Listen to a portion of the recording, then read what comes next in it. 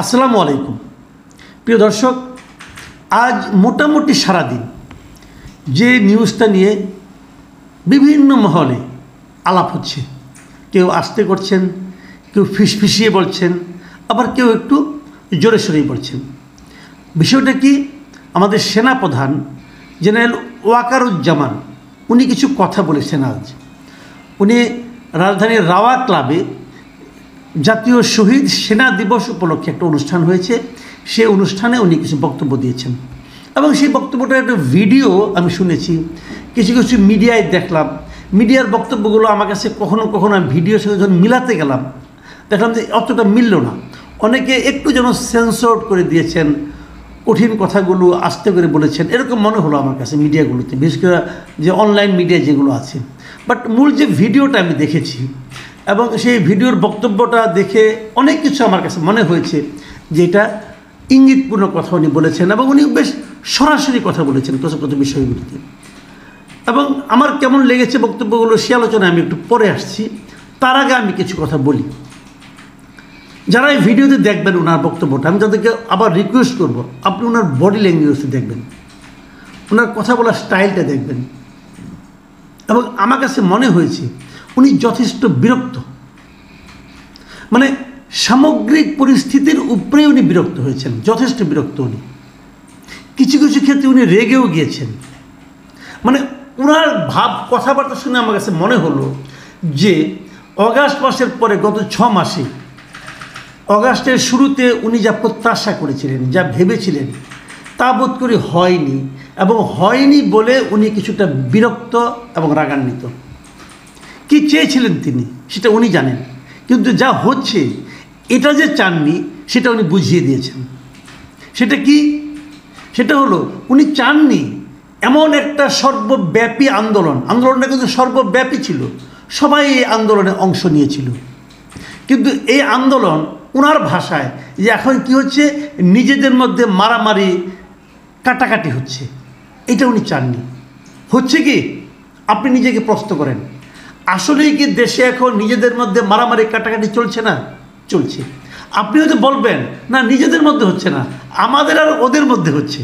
হয়তো আপনি এটা বলবেন যে আমরা এক পক্ষ, ওরা আরেক পক্ষ, ওদেরকে নিশ্চিহ্ন করে আমার কাজ, অতএব ওদেরকে নিশ্চিহ্ন করতে গেলে একটু মারামারি করতেই হবে, একটু ভাঙাভাঙি করতেই হবে, একটু আগুন জ্বালাতেই হবে। হয়তো এটা আপনার যুক্তি, কিন্তু আমি যতটুকু বুঝেছি এই যুক্তিটাকে জেনারেল ওয়াকারুজ্জামান যেন পছন্দ করছেন না। উনি আইন শৃঙ্খলা রক্ষার ব্যাপারে কিছু কথা বলেছেন, যে আইন শৃঙ্খলা কেন রক্ষা করা যাচ্ছে না, কেন আইন শৃঙ্খলার পরিস্থিতি ভালো হচ্ছে না।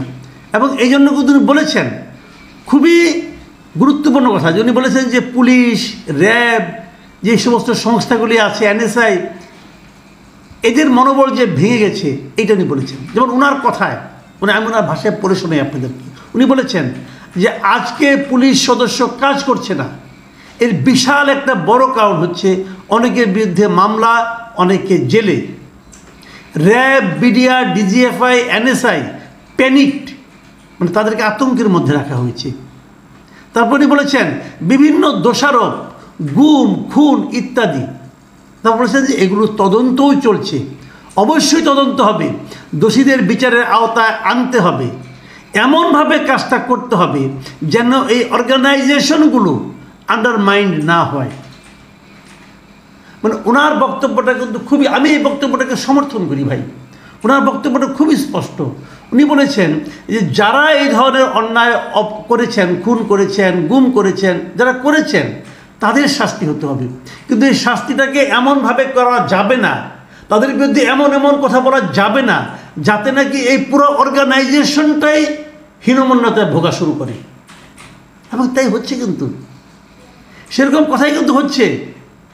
বিভিন্ন জন নিজের মতো করে যা খেয়াল খুশি বলে যাচ্ছেন, কিন্তু একটা পুরো প্রতিষ্ঠানকে যদি আপনি হেয় প্রতিপন্ন করেন এবং তারপর সেই প্রতিষ্ঠানের কাছ থেকে আপনি যথাযথ দায়িত্ব পালন কেন করছেন না এই অভিযোগ করেন, তাহলে দুটো তো মিলল না। আপনি পুলিশকে সারাদিন গালাগালি করবেন এবং তারপর চাইবেন যে পুলিশ কেন আইন শৃঙ্খলা রক্ষা করছে না, এটা হয় না ভাই। এই কথাটাই 6 মাস, 6.5 মাসের মাথায় এসে সেনাপ্রধান উচ্চারণ করেছেন। দেশে কি অরাজক অবস্থা চলছে না? চলছে।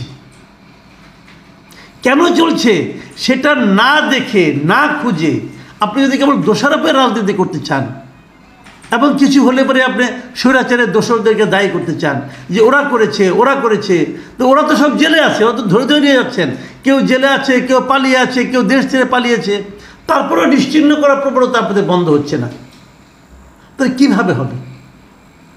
এবং উনি কতগুলি কথা বলেছেন, যেমন ধরেন উনি বলেছেন স্পষ্ট করে দেশের আইন শৃঙ্খলা খারাপের পিছনে কিছু কারণ আছে। প্রথম কারণটা হচ্ছে আমরা নিজেরা হানাহানির মধ্যে ব্যস্ত, একজন আরেকজনের বিরুদ্ধে বিষোদ্গারে ব্যস্ত।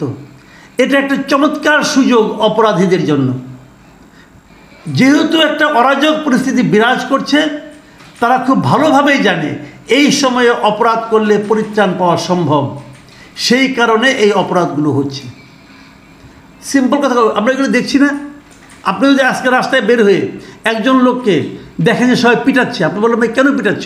বলবে সেই স্বৈরাচারের দোষর কাজে পিটাচ্ছি, সাতক্ষণ মাপ, কিচ্ছু হবে না, মেরে ফেললেও কিচ্ছু হবে না। তো এটা কি হচ্ছে? এই হানাহানির কারণে কিন্তু হয়তো সে কিছুই না, হয়তো তার সঙ্গে তার ব্যক্তিগত একটা রোষ ছিল, কিন্তু ওইভাবে একটা ট্যাগ দিয়ে তাকে আপনি মব কালচারের মধ্যে ঢুকাই দিলেন, মব জাস্টিসের মধ্যে ঢুকাই দিলেন। এই জিনিসটার ইঙ্গিতে কিন্তু সেনাপ্রধানের কথায় এসেছে। সেনাপ্রধান যে কথাটা বলেছেন, আরেকটা কথা বলেছেন, আমি সেটাও বলি যে বিডিআর বিদ্রোহ নিয়ে উনি কিছু কথা বলেছেন।